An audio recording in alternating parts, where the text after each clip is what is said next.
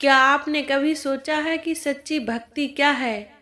क्या यह घंटों मंदिरों में बैठकर पूजा करने में है, या फिर हजारों माला फेरने में है, या फिर भक्ति का कोई और गहरा अर्थ है जिसे हम समझ नहीं पाए?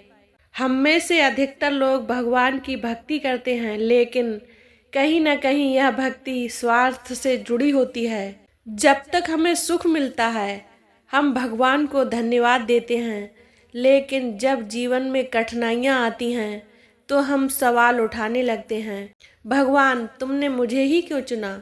लेकिन सच्ची भक्ति कैसी होती है? क्या भगवान केवल उन्हीं की सुनते हैं जो बड़े अनुष्ठान करते हैं, या फिर एक साधारण इंसान भी उनका प्रिय बन सकता है? आज मैं आपको एक ऐसी कहानी सुनाने जा रही हूँ जो आपकी आत्मा को झकझोर देगी। यह कहानी सिर्फ सुनने के लिए नहीं, बल्कि जीवन को एक नई दिशा देने के लिए है। तो चलिए चलते हैं सच्चे भक्त की पहचान की इस दिव्य यात्रा पर। बहुत समय पहले की बात है। धर्मपुर नामक एक विशाल राज्य था, जहाँ के राजा धर्मसेन धार्मिक प्रवृत्ति के थे। उनका मानना था कि सच्ची भक्ति ही जीवन का सर्वोत्तम मार्ग है। वे दिन प्रतिदिन पूजा पाठ करते, मंदिर बनवाते और जरूरतमंदों को दान देते। लेकिन एक दिन राजा के मन में एक प्रश्न उठा, क्या मेरे राज्य में कोई सच्चा भक्त है? क्या भक्ति केवल मंदिर जाने, पूजा करने और भजन गाने तक सीमित है, या इसकी कोई और गहराई भी है? राजा इस प्रश्न का उत्तर पाने के लिए चिंतित रहने लगे। वे चाहते थे कि उन्हें एक ऐसा व्यक्ति मिले जो सच्ची भक्ति को समझता हो। राजा ने कई विद्वानों, पुजारियों और तपस्वियों से यह प्रश्न पूछा, लेकिन हर कोई अपनी अपनी तरह से उत्तर देता। किसी ने कहा, जो रोज मंदिर जाता है वही सच्चा भक्त है। किसी ने कहा, जो सबसे अधिक दान करता है वही सच्चा भक्त है। तो किसी ने कहा, जो पूरे दिन भजन कीर्तन करता है वही भगवान का प्रिय है। राजा इन उत्तरों से संतुष्ट नहीं थे। उन्होंने सोचा कि अगर यह सब भक्ति का मापदंड है, तो फिर भगवान को सच्चे भक्त की पहचान कैसे होती है? उसी समय प्रसिद्ध संत महर्षि देवव्रत राजा के दरबार में पधारे। उनकी आध्यात्मिक शक्ति इतनी प्रबल थी कि उनकी उपस्थिति मात्र से ही वातावरण शांत और पवित्र हो जाता था। राजा ने संत को प्रणाम किया और अपना प्रश्न उनके सामने रखा। गुरुदेव, मेरे राज्य में कई भक्त हैं, लेकिन मुझे यह समझ नहीं आता कि इनमें से सच्चा भक्त कौन है। संत मुस्कुराए और बोले, राजन, यदि आप सच में यह जानना चाहते हैं तो आपको एक परीक्षा लेनी होगी। यह परीक्षा बताएगी कि कौन सच्चा भक्त है और कौन केवल दिखावे के लिए पूजा करता है। राजा ने पूरे राज्य में ऐलान करवाया कि जो भी सच्चा भक्त है उसे अनमोल अमृत कलश मिलेगा, लेकिन इसके लिए एक परीक्षा देनी होगी। परीक्षा यह थी कि सभी भक्तों को एक रात घने जंगल में बितानी होगी। जंगल बहुत ही डरावना था, जहाँ शेर, तेंदुए और अन्य जंगली जानवरों का वास था। लेकिन जो इस परीक्षा को पार कर लेगा उसे अमृत कलश दिया जाएगा, जिससे उसे आध्यात्मिक ज्ञान और अपार शक्ति प्राप्त होगी। राजा ने सोचा, अब देखता हूँ कि कौन केवल स्वार्थ के लिए भक्ति करता है और कौन वास्तव में सच्चा भक्त है। रात होते ही सैकड़ों लोग जंगल की ओर चल पड़े। उनमें से कुछ बहुत बड़े भजन कीर्तन करने वाले थे, कुछ लोग मंदिरों में सेवा करते थे और कुछ साधु संत भी थे। वे सभी खुद को सच्चा भक्त मानते थे और इस परीक्षा को पास करने के लिए तैयार थे। लेकिन जैसे ही अंधेरा बढ़ता गया, जंगल की डरावनी आवाज़ें सुनाई देने लगीं। शेर की गर्जना, भेड़ियों की चीख, उल्लू की भयानक आवाज़ें और पेड़ों की अजीब सरसराहट। धीरे धीरे लोग घबराने लगे। कुछ लोग डर के कारण आधी रात को ही भाग गए। कुछ ने सोचा जान है तो जहान है, अमृत कलश तो बाद में भी मिल सकता है। कुछ ने बहाना बनाया कि हमें तो बस भगवान का नाम जपना है, हमें इस परीक्षा की ज़रूरत ही नहीं, और वे भी लौट आए। कुछ लोग इसी तरह रात भर वहाँ डटे रहे, लेकिन उनके मन में सिर्फ कलश प्राप्त करने का लालच था।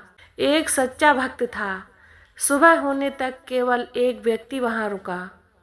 वह ना तो डरा, ना ही किसी इनाम की लालसा में वहाँ ठहरा। उसने बस पूरी रात ध्यान किया और भगवान का नाम जपता रहा। इसी दौरान एक रहस्यमयी घटना हुई। रात के मध्य में जब जंगल में अंधेरा था, तो एक विशालकाय शेर उस व्यक्ति के सामने आ गया।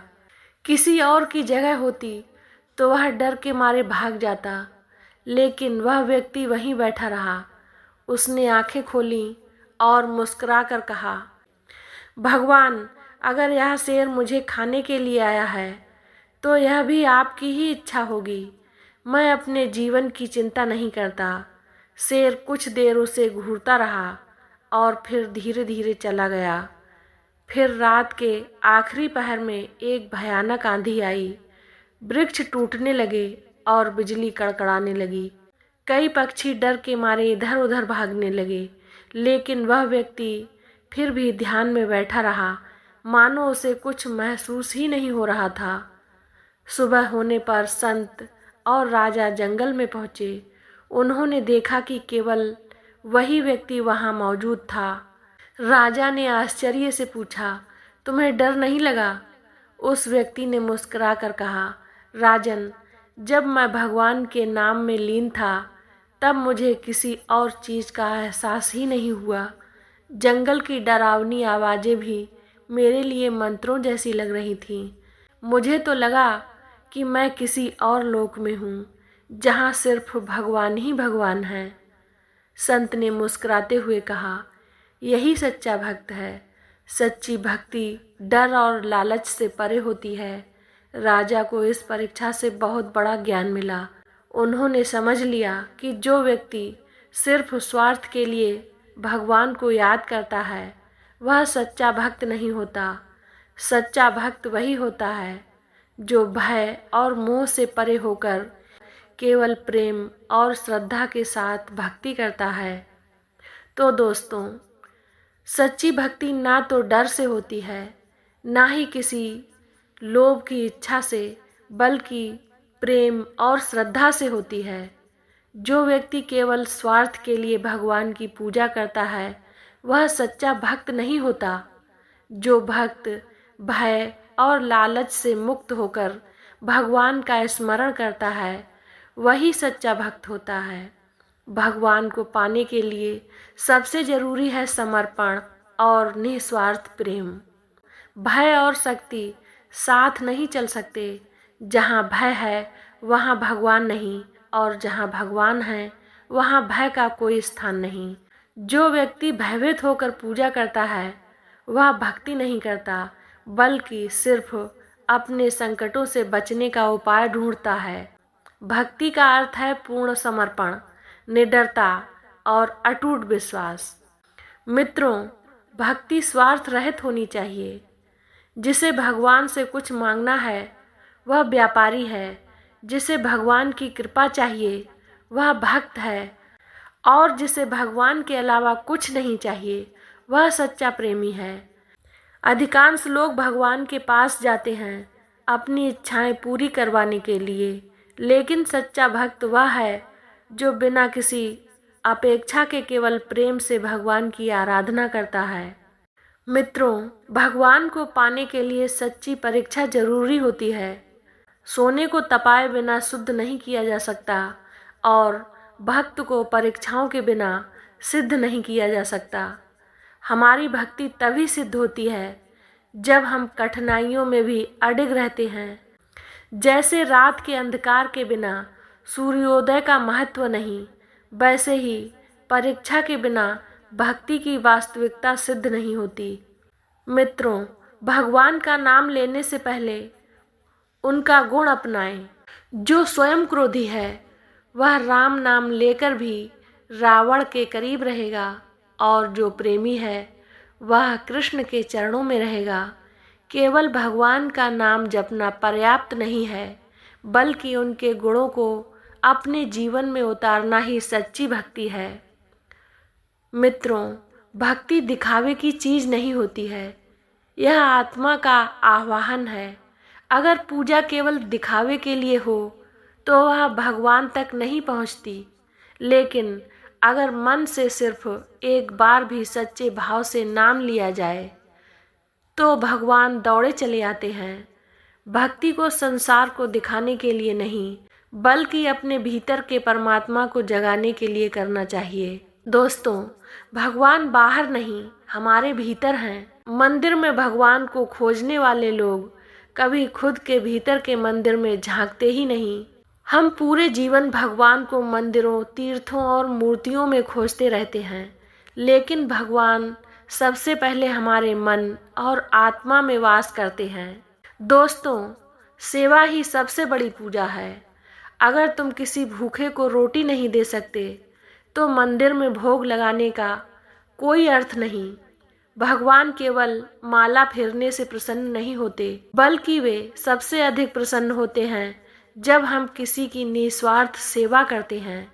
प्यारे मित्रों, सच्चा भक्त वही है जो हर परिस्थिति में भगवान का नाम ले, जो सुख में भी भगवान को ना भूले और दुख में भी उनका नाम लेकर मुस्कुराए।